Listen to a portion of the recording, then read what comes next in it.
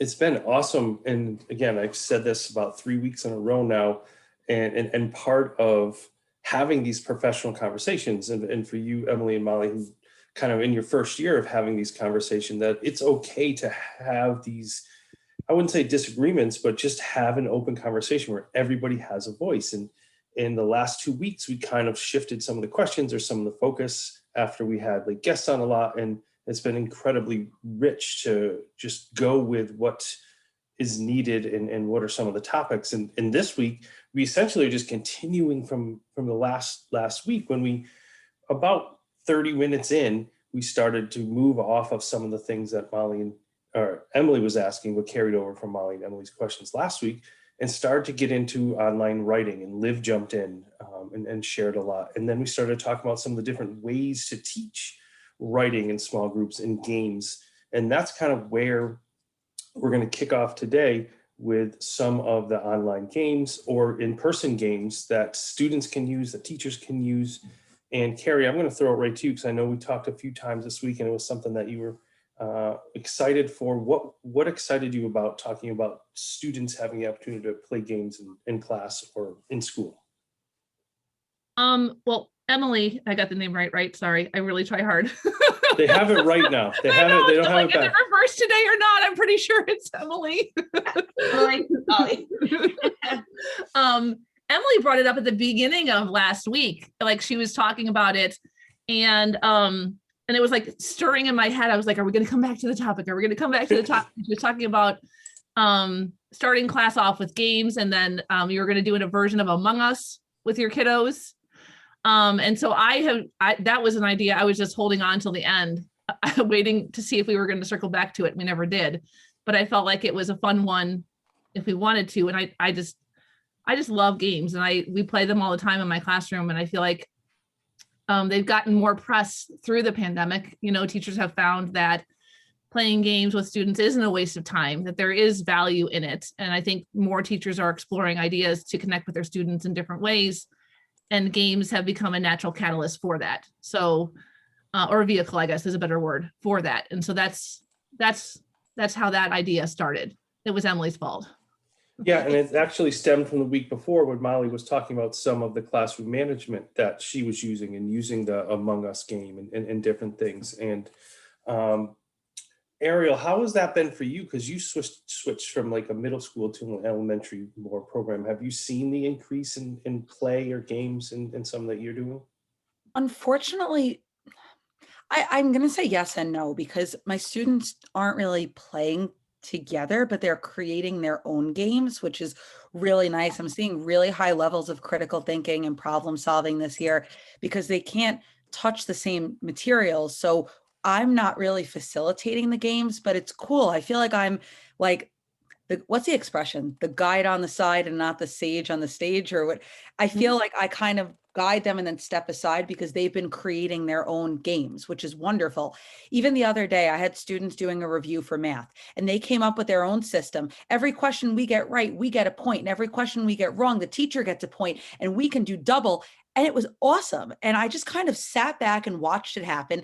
I'm like, they're gamifying my review, which is wonderful. So I feel like my students are always a step ahead of me this year, but I'm excited about next year going back. I'll be teaching middle school again next year because I love games with middle school students. I think it is just such a fun age to incorporate trends and things that we're doing in our regular life and events and fun things with them. But elementary, I can still do the same too.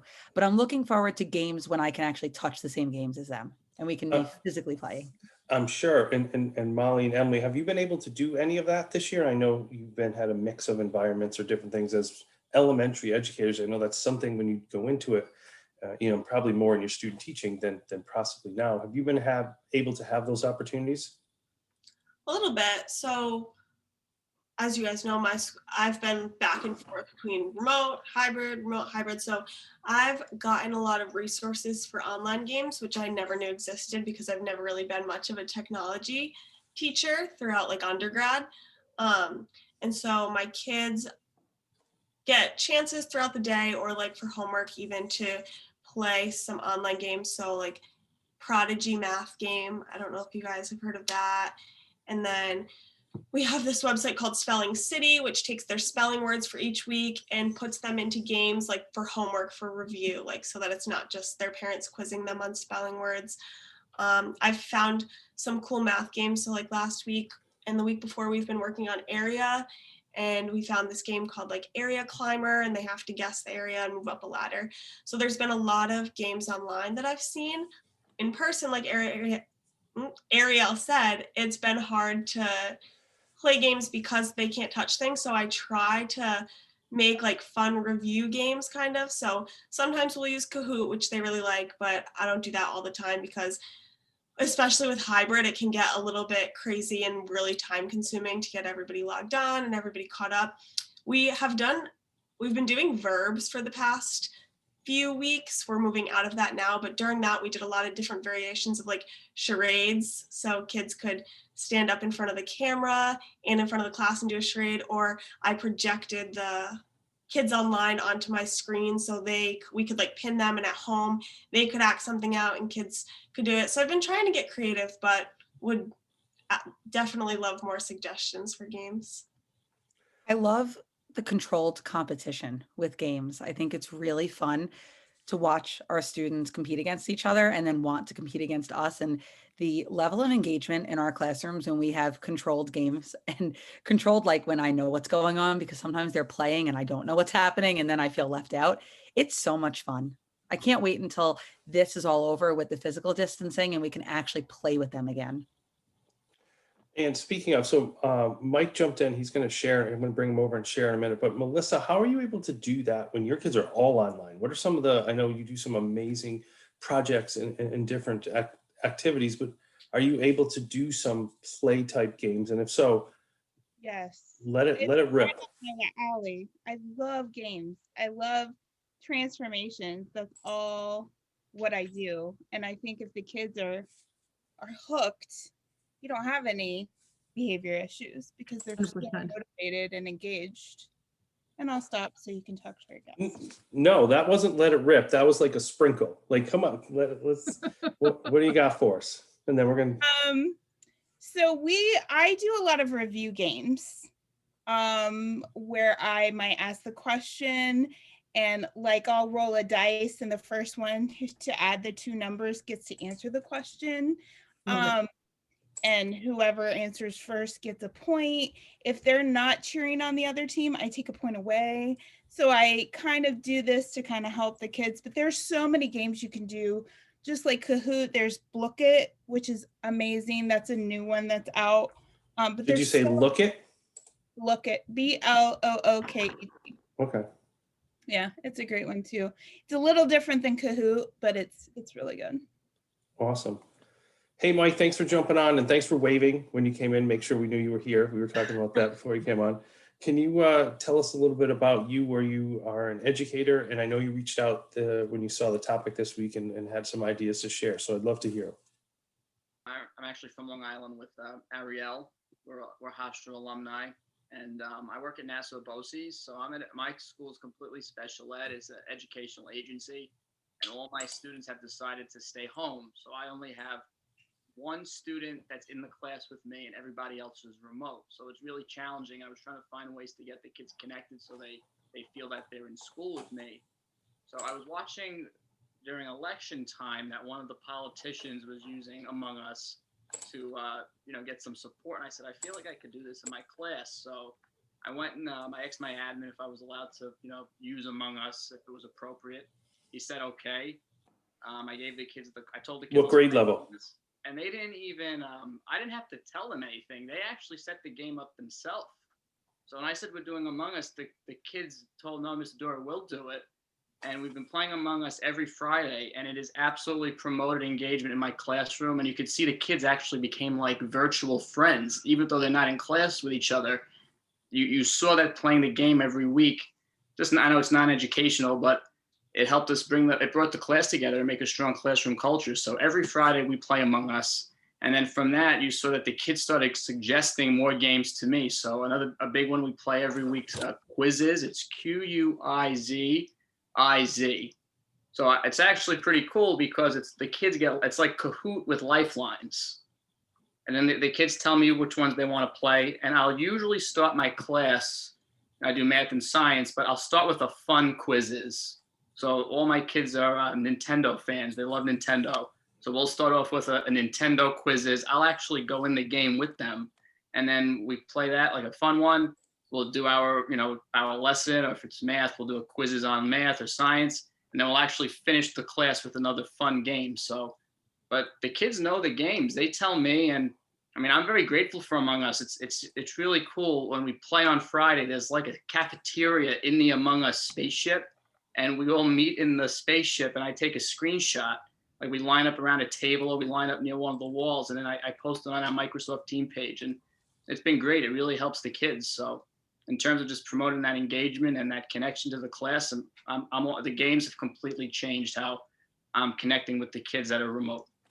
Awesome. And I know, Molly, because we talked about it a little bit 2 weeks ago, how have you been incorporating it? I know you've done some of that work with classroom management. Yeah, so we're doing like an Among Us secret student behavior chart right now. So all my kids have like their own crewmates, which is what Among Us characters are called.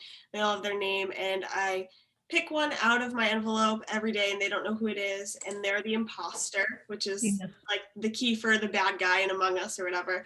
But so, and then all day I am watching the imposter. They're to make sure they're following classroom expectations. We came up with the expectations together, what the imposter should be doing, participating, being kind, supporting their classmates, doing their work, things like that. And then at the end of the day, before dismissal every day, if the imposter has lived up to the imposter expectations, I get to announce it to the class. Everyone cheers, and they get to color in a little stripe of our big crewmate. It's kind of like a fundraising poster type thing where you fill it up. And then once the whole thing is filled up, the whole class will get a reward together. And if the imposter did not live up to the imposter expectations, then just say, you know what, like this is what didn't happen today. I'm not going to say who it is, but I'm not going to announce the imposter today. And it's been really good. Like if the kids are getting out of hand, or if they're getting kind of tired or lazy, I'll be like, I really hope like my imposter is somebody who's really doing their best right now. And then you see all their hands go up, and it's a good motivator for them. Molly, I'm smiling because I do the exact same thing with Among Us, with we call it secret student or imposter. So now every day at 2:00, they demand that I give them a hint. And it's so funny. If at 2:00 I forget, it's like all the crewmates get together and they're like, who's the imposter? And they make me give them a hint. But it's just so cool how these games have become so popular between us and the kids. And I love hearing all of the different ways that we all incorporate them in our rooms. I started it last week too, and it's been going well for my remote kids because I always had the same 8 like kids always raising their hand, and the other 15 like only sometimes. So to try to equal it out more, it's been helping a lot. Yeah, they always try to guess who it is. And my kids are split, so they'll be like, is it a home kid or a school kid? Is it somebody who is here today? And I'm always like, nope, I can't tell you. But Ariel, what hints do you give them? Mine are like, what color mask is the imposter wearing? And if it's a color mask that is like, because I have all in-person kids, so if it's like a color that only one is wearing, I'm like, I can't say. And they're like looking around like, well, most of us have black or surgical masks, so it must be this one. But it's great because it really promotes this fun sense of culture, and we can't play the real games like we're used to playing. So it's just so much fun. But sometimes I just say boy or girl. Sometimes they want to know, is the imposter at this moment standing or sitting? So things like that, but they usually guess. I only have 15 kids, so. So one of the things that Mike said that I want to jump in and dive in a little bit deeper, he said, well, it's not educational games, but it seems like everything you're talking about is talking about building culture or building fun in the school. How is that improving some of the things that are happening in the class with partnerships, with friendships, with collaboration? How are these activities, games improving that? Just that social aspect, and we have special ed students, so that the social piece is embedded in our curriculum, and it's just really great to see that the kids they're actually talking to each other, and they haven't even turned their cameras on the whole year. I thought that was really powerful, and I knew that the games were working when the the remote students were actually trying to talk to the one student who was in person.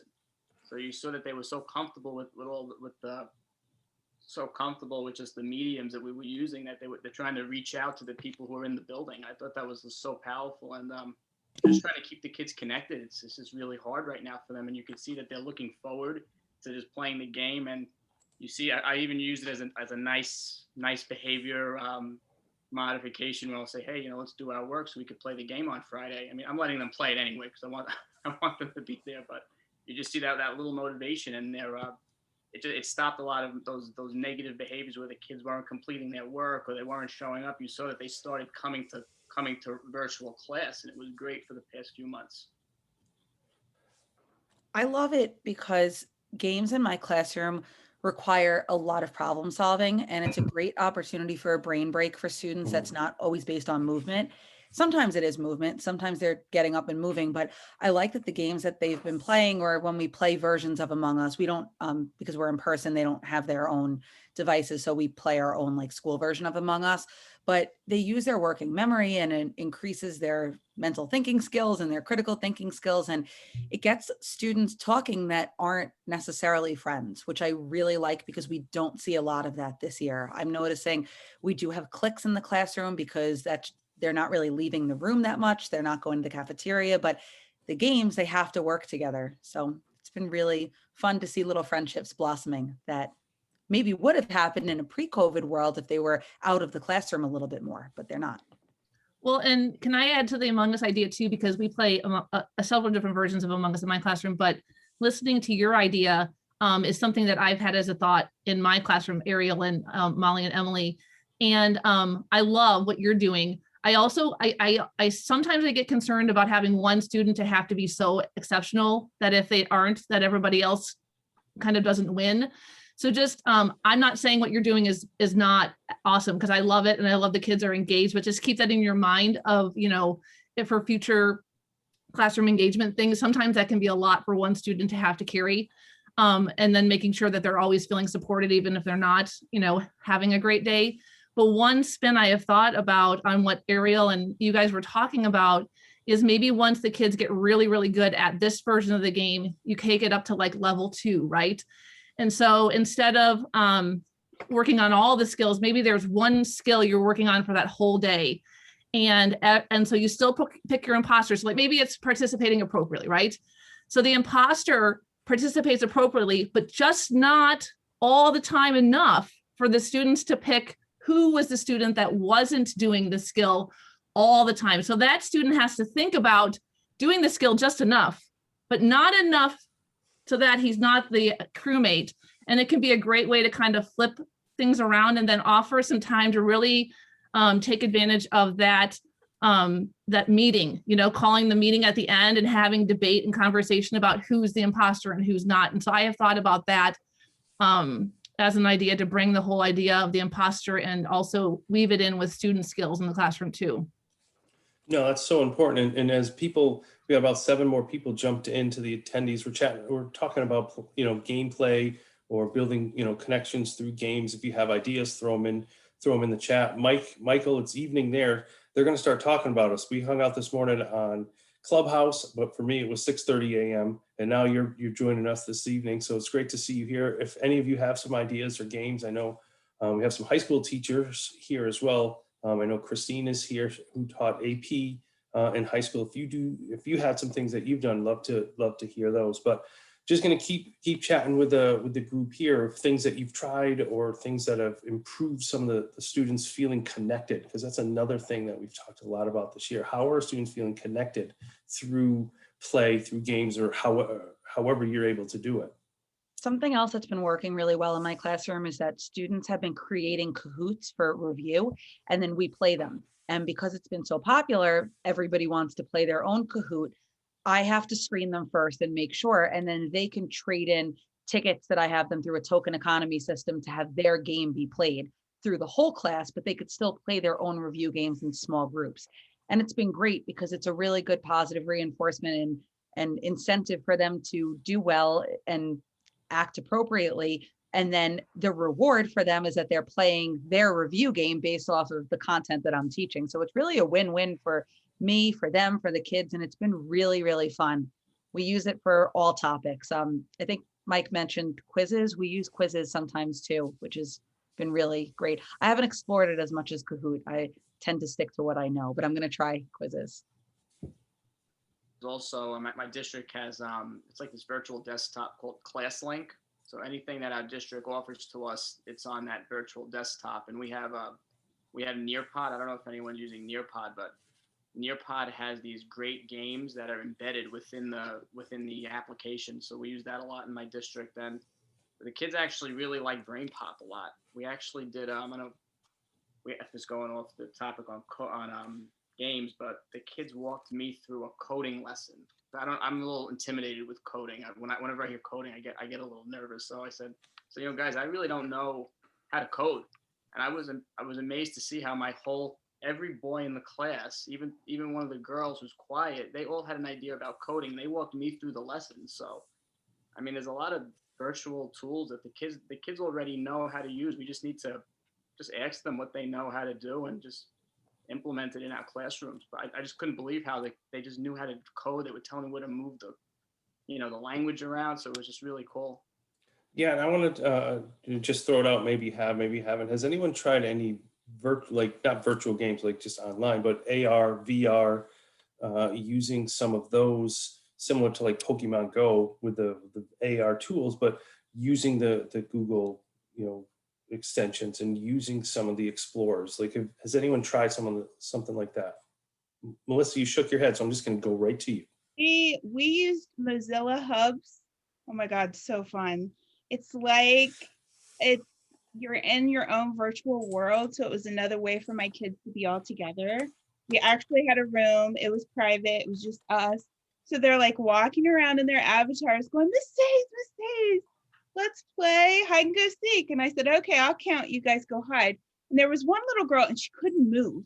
You saw her doing this.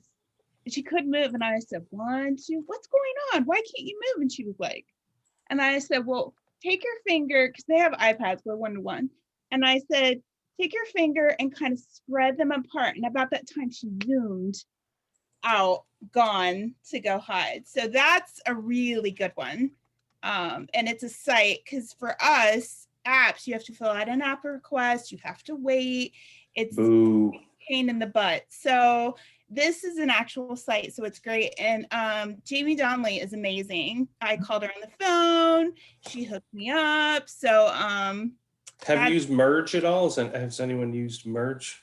I used Merge last year. The problem with that is you don't have the Merge cube, and you can print off stuff, but if they're all virtual, then you have to drop off everything. So that's another issue. You could have the Merge cube and you could show them, but it's not the same as them actually doing it themselves. So we should have a mentor roundtable in Hubs, Mozilla, whatever you just said, because I just threw it up there. I just clicked on it. It's so much. This is so cool. I'm just in a room by myself. Yeah, I threw the Matt, I'll meet you in there. I'm going in. I threw the link in there. Mike, thanks for jumping on. I do have a couple more questions for our team in the last 15 minutes, but thanks for jumping on. And for those of you who are attendees, Mike reached out, or people who have things they want to contribute, feel free to jump on. I'm always happy to pull you over. So Mike, thanks for jumping on, and look forward to connecting again. So one of the things I wanted to ask all of you, especially for our new teachers, here's something I struggle with and as a principal, and we've said Kahoot a few times. It's my favorite and least favorite at the same exact time. Yeah. So one of the challenges I have is when I see somebody do it well, they have it in either a lesson opener or they use it to really talk about content, or Ariel was talking about some kids were making their own. Or sometimes I walk by and I'm like, what's going on while the teacher's grading the paper? Oh, the kids are playing Kahoot, like a virtual babysitter. So what are some things that you have done that are focusing on the gameplay? It could be Kahoot, it could be quiz, could be any of them, that is really getting to the heart of the education piece. And not necessarily, I know we're talking about that there's part of the connections thing, where it's not just a virtual babysitter, but it's kind of cool that it's like ABC you later, and the kids are just doing digital, math questions? I mean, when I've used Kahoot before, it's like a specific review. The most recent one we just did was about nouns. So it was like just a quick check-in, like see what they remembered about it. And it was 8 questions. So it wasn't too long. It didn't like take much more time than 15 minutes. So it was just a quick one. So I feel like I usually do that just because it does take so long. And I usually do use it more as a review to see what's going on. But I can see how lengthy ones could take a lot of time and definitely replace teaching sometimes. All right, that gets a pass. Good one, Emily. I like that one. I use it as a review sometimes, and the kids get really excited. I also use it as a reward, kind of. So, like how he was saying that they play Among Us on Fridays. Like, usually on Fridays, I'll try to set aside 15 or 20 minutes to just like have some fun at the end of a week, especially if it's been a hard week, which they pretty much all have been because hybrid learning is not easy for kids. And so we switch up what we do, but a lot of times the kids really want to do Kahoots, and they've told me that after school they'll like have Google Meets and they'll make Kahoots like about each other. So like you'll make a Kahoot with like fun facts about yourself and then like give it to your friends and stuff. So I've thought about bringing those in for the fun portion. I'm a little confused. So when you say like using it as a virtual like babysitter or like how are teachers doing that? Because personally, it takes a lot of my effort to facilitate a Kahoot. Like, I don't see how that could be like something like, is there a way to just like put it on and have the kids do it? Or am I missing well, first of all, Can I answer that, or can I give my yes, just you opinion can. what I You can think? answer that, but do you think I'm going to tell you how to do it? just being Molly, I no, think but sadly, I'm not sadly sure. there is. I can't telepathy into Matt's mind what he meant by that, but what I think is that it can be a very lazy way to teach a subject. Okay. Like, here's the lesson, and then here are some choices of what it could be, and then let's just click and guess which responses are correct. We're not really teaching it. It's kind of just regurgitated lecturing. like instead of a review? I don't do that. Right. So but- the review had some content that you are Right. talking with your kids and you're engaged. I think for me, the piece of that is if you're just disengaged and the kids are just doing it to do it. I know there's a way too that there's like teacher mode and then there's like play mode where it's not up on the screen, and like they could just like play it and submit their scores, and then it's Yes. like, I don't See, know. my issue with Kahoot I've is never that press that button. I don't love Kahoot, and that's why I like quizzes better. I have to just learn how to use it more, is because it can bring on a lot of test anxiety for some of my students, that they are scoring lowest or they're not on the podium. So I like the idea of a self-regulated game, or however we would phrase it, just a self-pacing game instead, because I do feel like sometimes it defeats the purpose of the playing, because then they end up becoming way too competitive, and then it doesn't matter what I'm teaching or reviewing. So Yeah, Right. and answer speed matters, right? So Yes. the Right. kids who are the smartest and answer fastest always end up at the top of the podium. Yeah. right, So and that really defeats the purpose for a lot of our students that need more time to process. Well, that's good to know. I didn't know about quizzes or Bookit. Those, I was like quickly peeking at them. They look kind of cool. Yeah, so I'm glad you don't know how to do that, Molly. So bonus points for that as well. Like I said, technology is real new to me as a teacher. So Carrie, you've been nodding away. Like, what are some of the thoughts that you had on this? Well, my first thought is that, Ariel talked about competition when we first started talking about this, and then we've kind of gone into competition can be challenging as well in the classroom.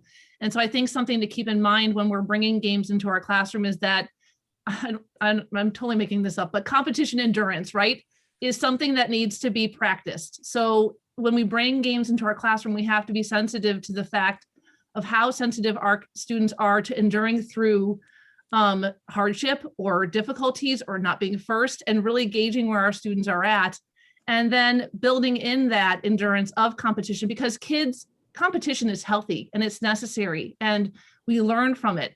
And even if our kids are down or it's really hard on them, we need to have conversations with them so that we can come up with tools and ways and strategies that we can endure through it. But as educators, we want to be sensitive to build in those opportunities of safe, like safe competition so that we can continue to raise the stakes into competition that really becomes a lot of grit and where we really start to see really big payoffs. But just, I don't want teachers to, some teachers do shy away from competition because they're like, I don't want anybody to get hurt. Well, I don't want to say our kids should get hurt, but there should be disappointment. But we want to start off with, They go ahead. don't want to deal with Yes. the after effects. So Right. it's about them and not about the kids. Correct. So it's healthy for us. I mean, it's good for us, for the kids to experience that. We can start off with small doses of that, right? And then build into the higher, you know, the more intense experiences. I mean, I like Kahoot. The thing that happened with Kahoot in my building was it came out and everybody loved it. So I would have kids that would go from math and play Kahoot to science and play Kahoot and to social studies and play Kahoot. So it became like another Kahoot, you know? And so I also like to make sure that the games that I weave through in my, you know, rotation of games, keep it novel and new and want kids always wanting to play it again. So I tend to shy away from a lot of the online games, and I prefer to take board games. Before COVID, we play a ton of board games. Sometimes we would spend most Fridays playing board games because the impact of collaboration, the dynamics of problem solving, the moments, I love moments that games give where you can go into the next week and say, remember when Johnny had that answer and he did it, he said that, and it brings in all this fun, these fun times. But through the pandemic, I have found some ways to bring certain games that are board games that I love and make them digital. There's this one game, like when we were talking about vocabulary, and then I know Emily was talking about nouns. There's this one board game called Code Names. And I don't know if you guys have ever played that. Matt's shaking his head. Yeah, it's a cool game. Yeah, I can send templates to all you guys. Speaking of which, Emily, I still need your email address because I have all those writing things to send you. I'll send it to you in the chat now. So yeah, I like that because it's about prediction and it's about being clever. So it's if the word is like Europe and the word is Olympics and the word is something else, you have to try to get the other person to point to the word that you have to give the clue to. Right. So Code Names has like a board. It's a 5x5 board of words. And you're supposed to be spies in it. I've also amongified this game too, which is really, really fun. What was that? Amongified? How else do you describe it, right? Whereas one of the clue givers is the imposter, and you have it's so much fun. Anyways, you have a 5x5 board with words, and so you can make the words any word you want. So teammates are trying to get their teammate to guess the word from the board. Actually, sorry, there's a map that tells you which word you want them to guess. And so I give Emily a 1-word clue to try to get Emily to guess the word on the board that I want her to guess. And so it works really well in slides. Yeah. And it's a really fun time. It took me a while to figure out how was I going to get the map version to people at home, you know? But that one's a fun one. There's also a game called Just One that I've done several versions with my students on. And so what Just One is one person, I have one person close their eyes, right?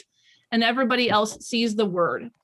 And everybody else has to give 1-word clues that are going to get the guesser to guess the word. However, if any of the words match, they get erased. And what's left over are the clues that the guesser gets to see to try to see if they can guess the word. And I've also tricked that out for my students. That's really hard, like to think of words to get them to guess words because of the language impairments. So they came up with a game we call Picture Perfect, where I give the word to everybody except for the one person, and my kids pick pictures to get the person to pick it. And so that's a really great like vocabulary language, you know, one. And then when they get really good at it, we start to delete the ones that are alike. And so that one's a really fun one to play with words and language. So those are a few of my favorite. There's also one that I played, it's called Tapple. And in person, it's like this big round board and it has the alphabet letters on it. So you pull a topic, like the topic would be clothes. And we would go around and each of us would try to pick a type of clothing that goes with the letter, and then you tap it and the letter goes away. But you can create like a slides version of that, bring up the topic. I love to do this at the beginning of class. And then the kids have to name words that go along with that category until the board's clear. So that's my preferred way. When we're in class, and I know I'm talking a lot, Ariel was saying that, the kids can't touch the same things. They can't be in close contact. I love like little pieces of colored paper that you can bundle up and throw at things. So you could throw for a garbage can, and that's XP. I have taken a table and like painters taped it into different sections and then put little things of points on it.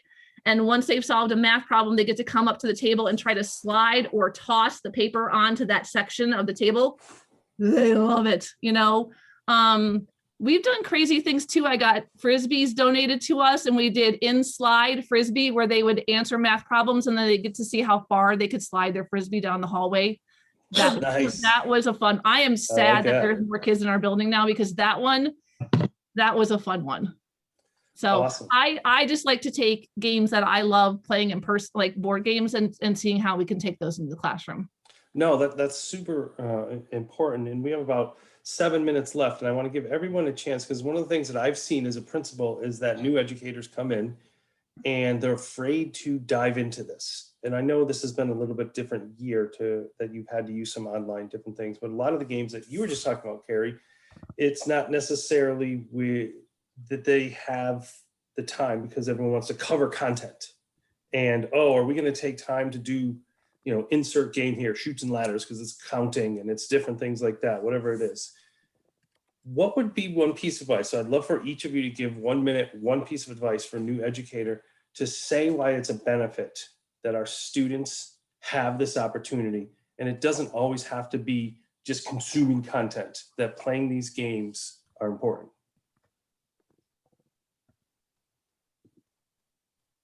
I'll start. Am I giving a tidbit on the benefit of games for students, or for me, or for both? Whatever you want. For new educators, why it's okay to do this. It's stress relief for students to play.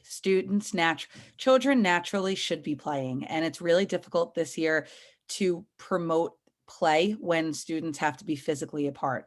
But we can still be socially together. And these games in our classroom really help to develop these critical skills that we need to teach students to grow up, and problem solving, critical thinking, teamwork, collaboration. I love that Carrie said moments. That's a really special skill that is really fun for students. I know we've spoken about talking and stories and conversations, and this is where a lot of that magic happens, in these unstructured moments, whether it's review, educational or not. It's just fun, and we don't want to lose the fun in school. And I don't think anybody here is losing the fun, but a new educator coming in the first time teaching during COVID, where students can't be together, they can still play together. They just can't physically be playing together.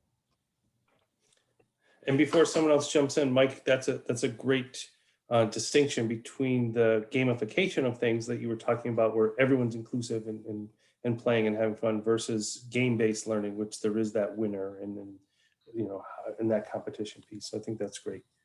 So other tips of why this is important and why you encourage other educators to do that.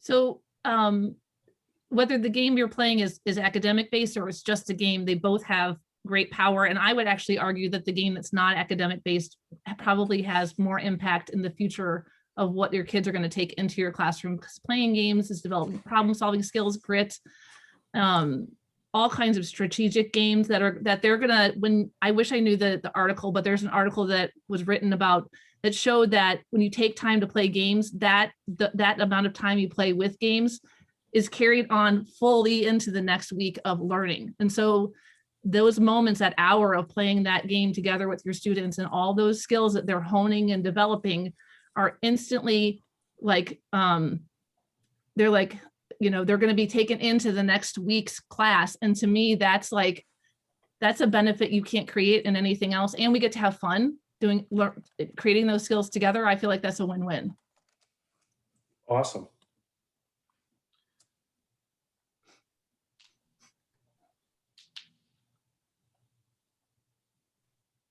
So Emily and Molly, why have you done the games this year? Like, why has it been a benefit to you? One of the the Among Us game that we're talking about really got more students to start participating. And I've also done some of the crumple up your reading problem and toss it in the bin, and a couple like caption this meme games that were kind of Oh, really that's cool. fun. Yeah, and that one was fun too. And it was actually kind of silly. We did caption the meme once, and I said, all right, you have to just make sure you use like proper capitalization and punctuation. And if you don't, like, I can't read your answer. And all of them were like, this makes no sense. This has nothing to do with reading. I was like, okay. And I went around and I was like, oh, this one's no good. This one's no good, and had to give them back. And they're like, oh, now I see like why we had to do this. Like, I realized that my sentences aren't like proper, and they had to fix them in order to participate. And I thought that that was kind of cool. And then they had to guess whose sentences were whose, and like turning them into little games. They got them like thinking about the skills that they were doing and like really practicing them, and not just doing the skills just to do the skill. They like had a little bit more fun with it. No, that's a good one for sure. Yeah, I don't know. Based on your question, I feel like I kind of said earlier, like this is a really hard year for kids of all ages, especially young kids. I mean, I teach 8-year-olds, like they can't come to school all day and just focus on content and learn and listen to me talk and not get to play with their friends after school or really on the weekends unless their families are in touch with each other. So if we're not playing games in school, like they're not really playing games with anyone besides their siblings, if they have any at any point. So I feel like in a normal year, I may have been a little bit timid to play games in my classroom, or scared of like what the administration might think or my principal. But I feel like if I were to ever be called out for that, which I don't think I would, because my principal like comes to my dance parties every week. She's really cool and I have a great relationship with her. But if I were, I feel like I would feel confident like backing up why I'm doing it. And so I feel like you can't deny that these kids need them in the classroom, whether they're review games, learning games, or like Carrie's saying, just some time to have fun too. No, that is awesome. And Melissa had to jump off, and a few people were throwing some different games in there. And it's great. And as we close up here, one of the things I wanted to share is why I really encourage that for new educators, encourage that in the classroom, is because I talk about student choice a lot in prototyping and strategy. Games are a way that there's no outcome that that's going to happen until you're in the game. And too often I see teachers have everything laid out. And here's the lesson we're doing: these 3 questions, these 3 assessments, 45 minutes are done. Peace out. We'll see you tomorrow. And when you have the games, you play a dice game, you don't know what's coming. You play a strategy game, you don't know what's coming. Carrie was talking about code names. You don't know what the other person is going to give you as a clue. So for me, I think it's critically important to bring this level of thinking skills into the classroom. And that is one that I would always encourage our new educators, encourage anyone who's playing, was the more you're bringing those games in, the more the thinking skills that the students have and can bring. So another great topic. Thank you for going through this week. Another awesome Sunday to see you. I'm sorry, Melissa had to jump off a little bit early, but Abby was yelling for something, maybe snacks, who knows. And Mike, thanks for jumping over and sharing your content and ideas. And if anyone has an idea for us next week, we're going to be back here in a week. So thank all of you. I hope you all have a great week. And for us Massachusetts folks, things are going to be changing in a couple of weeks. So I hope we're ready. So I hope everyone has a great week and have an awesome Monday. Kick off your week right. Thank you. You too. All right. We'll see you later. Bye. Mm-hmm.